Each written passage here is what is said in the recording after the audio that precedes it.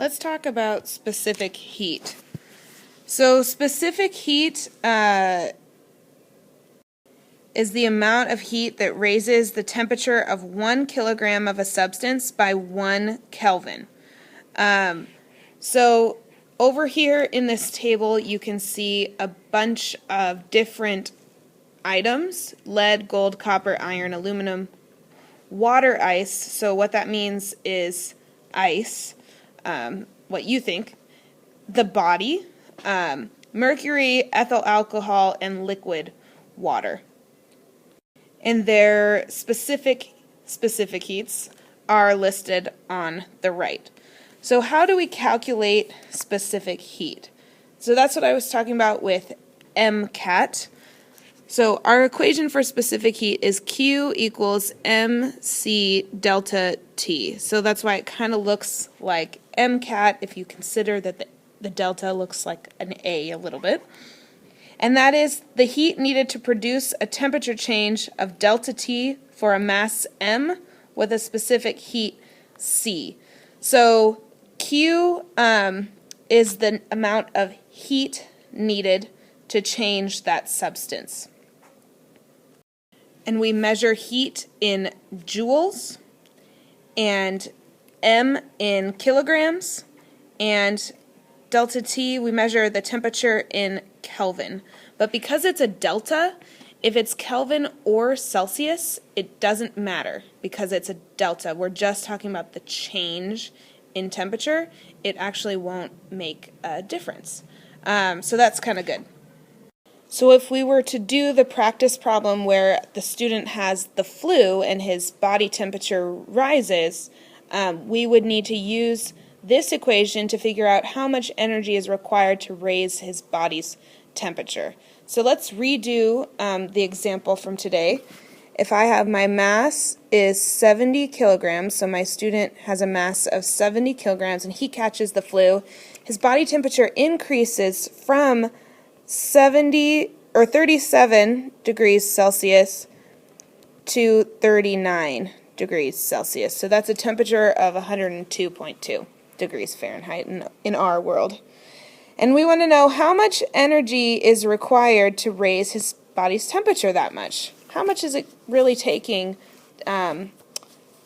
to increase his body temperature? That flu is really taking a toll on him.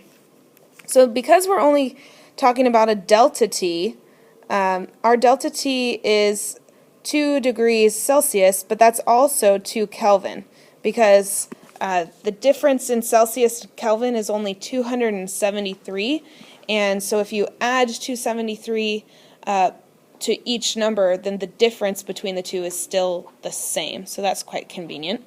So if I'm going to calculate the energy needed, all I have to do is 70 kilograms times 3,400, which I have over here for a mammalian body, so the human body, we're mammals, times 3,400 joules per kilogram Kelvin, times 2, and that gives me 4.8 times 10 to the 5th joules. And we use the specific heat in a process called calorimetry, as well as when we're just talking about specific materials. Specific heats are very specific. They are material dependent, and each material has a specific heat that allows you to describe how that material is going to function when it interacts with something else. So then let's talk about calorimetry. So calorimetry is the process by which we measure the heat transferred between systems. We say that the net heat change in a system is always 0. So the net heat change is equal to 0, which means that Q1 plus Q2 equals 0. So if one part of the system gains heat, then the other must give heat.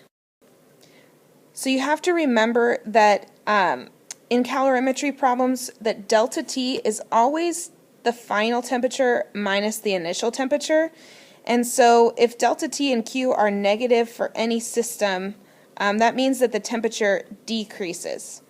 Okay, so make sure you keep that in mind. So some tips and tricks for solving calorimetry problems. First is identify the systems. So that means that they're isolated from the larger environment. So if we're just talking about a cup of water and a piece of lead, we're not talking about the air in the atmosphere and whether or not we're at a certain elevation or anything, unless it specifies otherwise. We're saying that those are the only two things in the system. It's good to list, so when you identify these systems, it's good to list info you know, and list info you don't know. And then convert to SI units.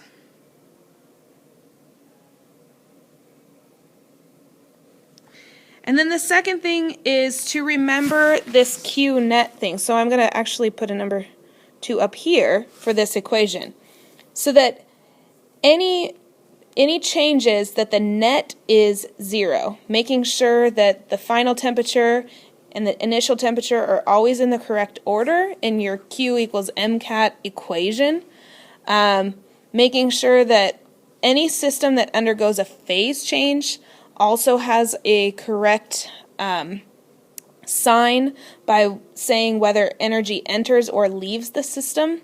And so let's talk about phase change. The other equation that goes with this is Q of a phase change is plus or minus mL, where m is mass and L is either the latent heat of fusion or the latent heat of vaporization. So fusion is the heat needed to melt or freeze ice, and vaporization is boiling or condensing. So if you remember those heating curve of water diagrams, that would be at this point is where we need to use the latent heat of vaporization, so LV, and at this point is the latent heat of fusion, LF. And those values are always given as well. And if you need them, I will always give them to you, the LV and LF for any given substance.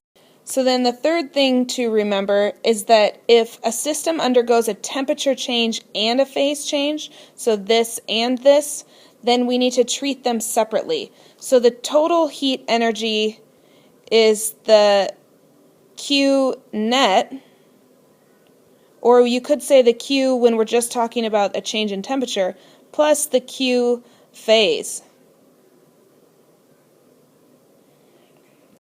So that's basically calorimetry. Let's do an example problem.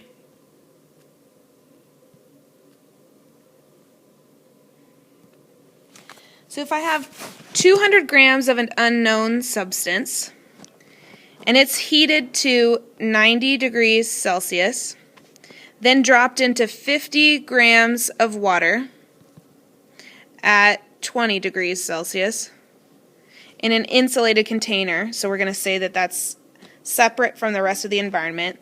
The water temperature rises within a few seconds so the final temperature of the water is equal to 27.7 degrees Celsius. And then it changes no further. It wants us to then identify the metal. So we're going to say, awesome, there are no phase changes here because it's still water. Yay! So then we just have to do the change in temperature, or the change in heat of the water plus the change in heat of the metal and equal that to 0, just like we were doing before. Q delta T equals Q of the water plus the Q of the metal.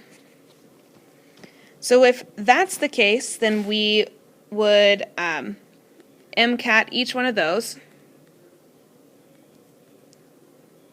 So the mass of the water, the change in temperature of the water, those are all supposed to be W's. Sorry, it's hard to write with this thing.